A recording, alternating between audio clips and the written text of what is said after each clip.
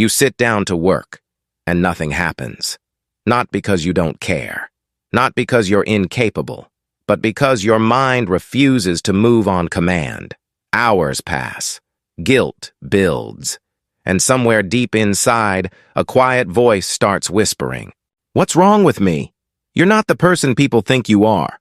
From the outside, it looks like procrastination, delay, inconsistency. But inside, it's something else entirely. It's bursts of intense focus, followed by long stretches of stillness. It's ideas that feel too big to start, and energy that arrives at the wrong time. You don't lack motivation. You just can't access it on demand.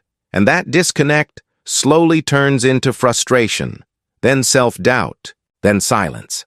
So the world gives it a name: lazy, unfocused, undisciplined, behind. You hear it from teachers, from family, from your own inner voice. Productivity becomes your measure of worth, and suddenly, every moment you're not producing feels like failure. You start comparing yourself to people who move fast, act fast, decide fast, and you wonder why you can't just be like them. Why everything feels harder for you. But what if the problem isn't you? What if the system you're trying to fit into was never designed for the way your mind works? Because here's the truth: you're not lazy. You're wired differently.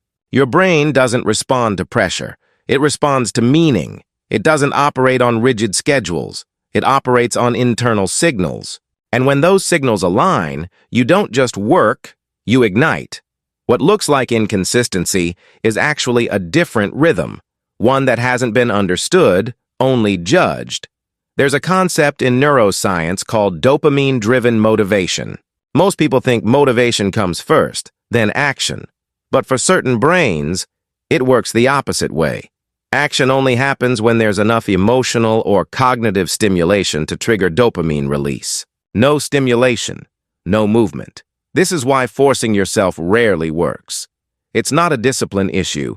It's a neurological mismatch. Your brain is designed to conserve energy unless something feels meaningful, novel, or urgent enough to justify the cost. It's not laziness. It's efficiency. Think of your mind like a high-performance engine, not a basic one that runs all day on low fuel. Yours needs ignition, precision, the right conditions. But once it starts, it doesn't just move, it accelerates beyond average. The problem is, society is built for engines that idle consistently, not engines that require a spark. So instead of teaching you how to ignite, it teaches you to feel defective for not running all the time.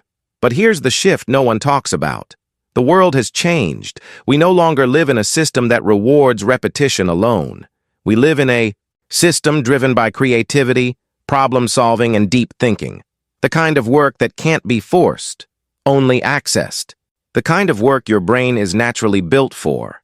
In a world of automation and constant noise, the ability to think deeply, to connect ideas, to work in powerful bursts instead of shallow routines, is no longer a weakness. It's an advantage. The very trait you were taught to suppress is now the one that can set you apart. So instead of trying to fix yourself, you need a system that fits you. Call it the pulse productivity model. Your energy doesn't flow in a straight line. It moves in pulses, high intensity, then recovery. Instead of fighting this, you structure around it. You work when your mind is naturally activated. You rest, without guilt, when it's not. You stop measuring your worth by hours worked and start measuring it by depth created.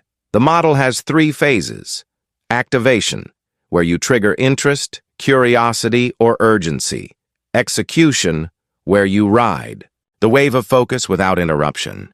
Recovery, where you step back and allow your brain to reset. No force, no shame, just alignment.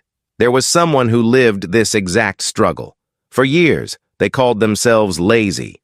They tried strict routines, early mornings, endless to-do lists. Nothing stuck.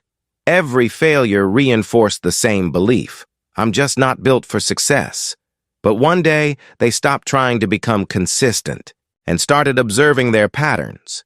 They noticed when their energy peaked, when ideas came naturally, when focus felt effortless, And instead of resisting it, they leaned in. They worked in short, intense bursts.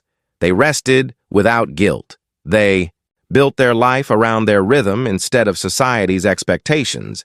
And slowly, everything changed. Not overnight, but steadily. Clarity replaced confusion. Output replaced pressure. And for the first time, they felt in control. Not because they fixed themselves, but because they finally understood themselves. You don't need more discipline, you need more self-awareness. You're not behind, you're not broken, and you're definitely not lazy. You are someone whose mind operates on depth, not repetition. On alignment, not force. And once you stop trying to become someone else, you start becoming dangerous in your own way. If this made you feel seen, I want you to do something simple. Tell me where you're watching from in the comments. Drop an emoji if you relate to this. And if you want more deep cinematic psychology content like this, subscribe and stay with me on this journey. Because this isn't about becoming someone new. It's about finally understanding who you've been all along.